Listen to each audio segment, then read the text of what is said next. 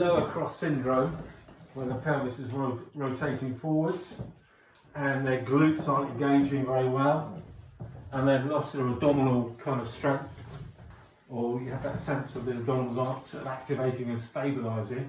And there's all sorts of little releases you can do, and I'll leave you to play with one. But here's working on the pubis is important. This muscle I've highlighted, pectoralis abdominis, key, it comes down and joins onto the pubis bone, and it is partly responsible for, it's a deep muscle, so you're going in 2 or 3 layers, and it's important that we try and get this muscle activating and stabilising the core a bit better. So working on where the pubis attaches is quite important when you've got this rolling of the pelvis. So you can do this a number of different ways. I tend to use the client's hand to show them where I'm going to work, and then I go in with my hand. And I tend to go through underwear or sarong rather than on skin, because you're down on near the genitals, so you know. So I use the client's fingers to just show them where I want to work on that pubis. Yeah, so that's where I want to be. So now Hannah knows where I'm going to put my fingers, come away, and then I go. Now I work. You can do. I quite like working diagonally.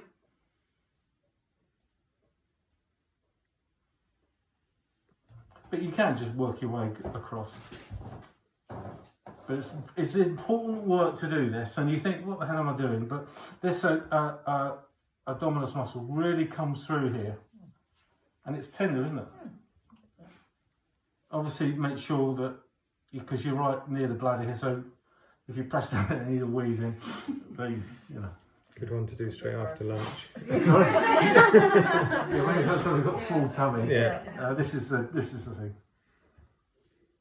Okay, so pubis one end, and then the rib cage on the other. So here it comes through that last rib.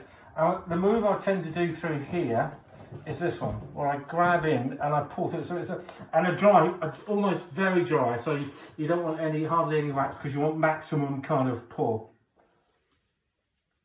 Great to do after lunch.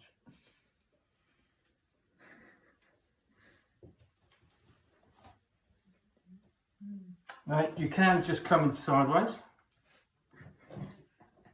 Sorry. This is really fun, isn't it?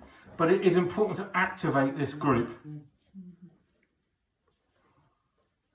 So I really recommend you have a play. And I really recommend that once you come up here, then of course you come around the rib cage as well. Onto that rib here. Sitting up through here.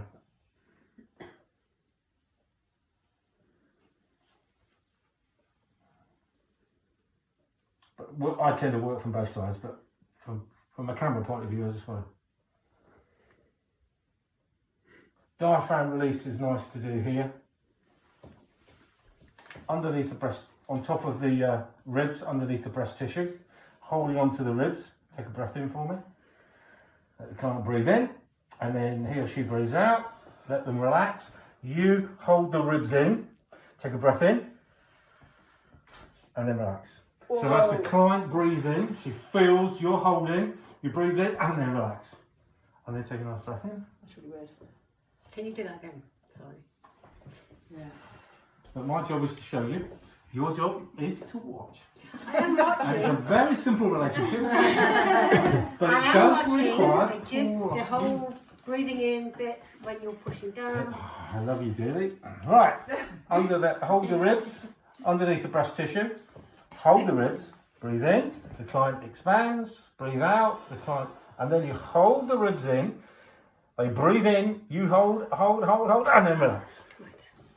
So then they're almost fully. Yeah, it doesn't matter. They don't have to be full, but there needs to be a bit of length in there, breath in there. And then if you breathe in, you'll feel it's a nice intercostal release, and it just helps to. You can do this diaphragm work through under here, underneath, on the wax.